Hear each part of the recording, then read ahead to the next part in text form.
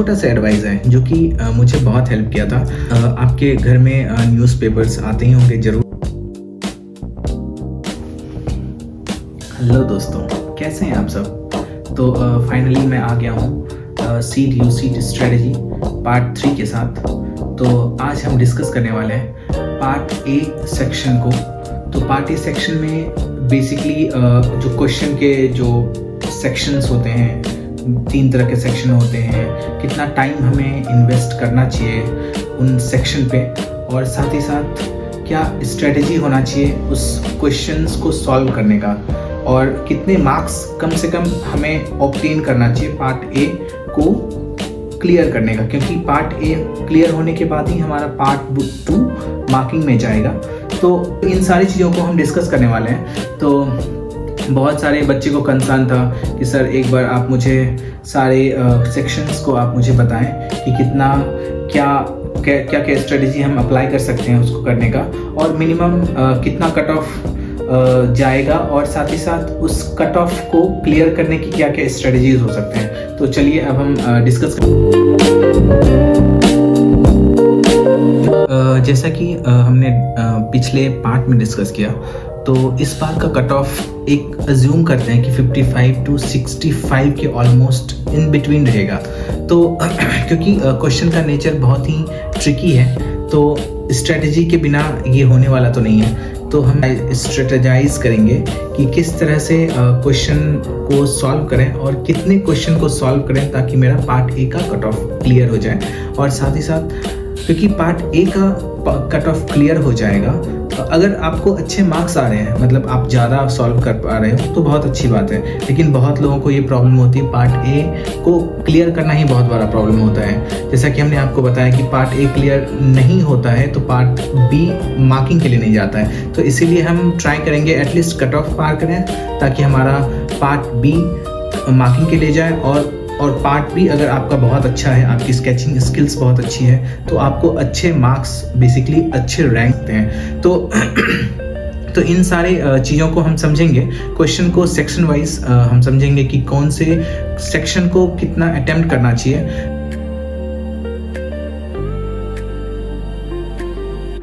तो हम डिस्कस करने वाले हैं क्वेश्चन पेपर के स्ट्रक्चर और उसकी स्ट्रेटजी, कितने घंटे होते हैं और कितने मार्क्स मुझे ऑब्टेन करने चाहिए। तो सारी चीज़ों को हम डिटेल में डिस्कस करते हैं। तो हम फर्स्ट सेक्शन को अगर हम सबसे पहले अगर कैटर करते हैं, तो हम सबसे पहले हम क्वेश्चन पेपर के स्ट्रक्चर को समझते हैं। स्ट्रक्चर मीन्स इसमें पार्ट ए और पार्ट बी की अगर बात करें तो पार्ट ए कितने मार्क्स के होंगे और पार्ट बी कितने मार्क्स के होंगे, और उनमें कितने मार्क्स होने वाले हैं, और पास करें, और कितना समय मुझे मिलता है, और किस टाइप के वो पेपर होते हैं। अगर जैसे कंप्यूटर बेस्ड एग्ज़ाम्स होते हैं, कुछ आपको आंसर शीट मिलता है जिसमें कि आप कुछ बनाते हो, तो इन सारी चीज़ों को देखते हैं। अगर पार्ट ए की बात करें तो पार्ट ए में 150 क्वेश्चन मार्क्स होते हैं जिसमें कि आपको 1 घंटे का समय दिया जाता है। और साथ ही साथ अगर पार्ट बी की बात करें तो उसमें 5 क्वेश्चन होते हैं, और 5 क्वेश्चन रिलेटेड टू ड्राइंग्स होते हैं। बहुत ही आपको क्रिएटिवली बहुत स्किलफुल होके सोचना पड़ता है। तो इसीलिए जो भी स्ट्रेटजी मैं आप लोगों को बताने वाला हूँ, उन सारी चीज़ों को आप ध्यान से सुनना, क्योंकि जब आप हॉल में बैठते हो तो आपका जो क्वेश्चंस को देखने के बाद आपका जो माइंड रिएक्ट करता है, उस चीज़ को कंट्रोल करने के लिए हम बताएंगे आपको कि किस तरह से हम कंट्रोल कर सकते हैं उन सारी चीज़ों को। तो टोटल 3 घंटे का पेपर होता है, और साथ ही साथ ये 250 नंबर्स के एग्ज़ाम्स होंगे, जो कि पार्ट ए में 150 मार्क्स होंगे और पार्ट बी में 100 मार्क्स के होंगे। तो जो पहला आपका पार्ट ए होगा, जो कि 3 सेक्शंस होते हैं उसमें, NAT, MSQ और MCQ, और इन तीनों को हम डिटेल में डिस्कस करते हैं। सबसे पहले अगर हम सबसे पहले हम क्वेश्चंस की बात करते हैं। तो NAT में 8 क्वेश्चन होते हैं जिसमें कि आपको 4 मार्क्स के क्वेश्चंस होते हैं ईच, और इसमें कोई भी निगेटिव मार्किंग नहीं होता है। तो यहाँ पे सेफ़ है। तो अगर हम थोड़ा टाइम लगा रहे हैं और आपका अगर क्वेश्चन के आंसर सही हो गए तो वेल एंड गुड, अगर नहीं हुए तो निगेटिव मार्क्स आपको नहीं मिलेगा। और जो कि इंटरेस्टिंगली 2 साल से सीड ने अभी नया चीज़ इम्प्लीमेंट किया है जो कि पार्शियल मार्किंग है। पार्शियल मार्किंग को भी बहुत अच्छे से समझेंगे, क्योंकि बहुत सारे स्टूडेंट के तब से कमेंट आ रहा था कि सर पार्शियल मार्किंग को किस तरह से हम कैटर कर सकते हैं, तो उनको भी हम डिटेल में समझेंगे। और इसमें निगेटिव मार्किंग है और MCQ में नंबर ऑफ क्वेश्चंस ज़्यादा होते हैं और निगेटिव मार्किंग होते हैं इसमें, तो बहुत ही आपको सोच समझ के इनके क्वेश्चंस के आंसर करने पड़ेंगे। तो टोटल 150 नंबर के क्वेश्चंस हैं आपके पास। तो ऐसा हम प्रेडिक्ट करते हैं कि इस बार का जो कट ऑफ होने वाला है 55 to 65 के ऑलमोस्ट आएगा। तो मिनिमम कितने क्वेश्चंस हमें सॉल्व करना चाहिए। तो मिनिमम नंबर्स ऑफ क्वेश्चन की बात करें जो कि मैंने किया था, मैंने मैक्सिमम टाइम NAT में ही इन्वेस्ट किया था, ताकि क्योंकि NAT मैथ बेस्ड क्वेश्चंस होते हैं और ऐसा बिलीव किया जाता है, ऐसा मतलब मैं भी ऐसा मानता हूँ कि जो सेक्शन आपका स्ट्रांग हो उन सेक्शन से आप स्टार्ट करो। बट इन सबको स्टार्ट करने से पहले आपको ये ध्यान में रखना पड़ेगा कि किस टाइप के questions through out the paper हैं। तो थ्रू आउट द पेपर आप क्या करो, सबसे पहले सारे क्वेश्चंस को एक तरफ से स्किप करते हुए सारे क्वेश्चन को देखो।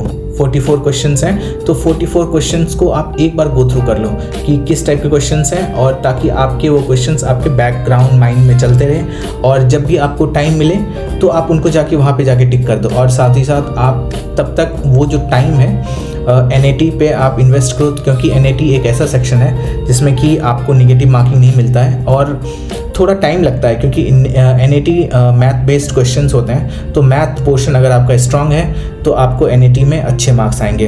तो आप मैथ से स्टार्ट कर सकते हो, आप MCQ से स्टार्ट कर सकते हो अगर आपका MCQ वाला पोर्शन बहुत अच्छा है, क्योंकि सब क्वेश्चंस थोड़े ट्रिकी होते हैं जो कि टाइम कंज्यूम करने वाले होते हैं। तो मैंने जो स्टार्ट किया था मैंने NAT से ही स्टार्ट किया था और ज़्यादा से ज़्यादा 2 मिनट ज़्यादा हमने उस पर इन्वेस्ट नहीं किया, क्योंकि जहाँ 2 मिनट से ज़्यादा अगर इन्वेस्ट हो रही है तो आप समझ जाओ वो ट्रैप है, आप फंस जाओगे, आपका दूसरा क्वेश्चन नहीं बनने वाला है।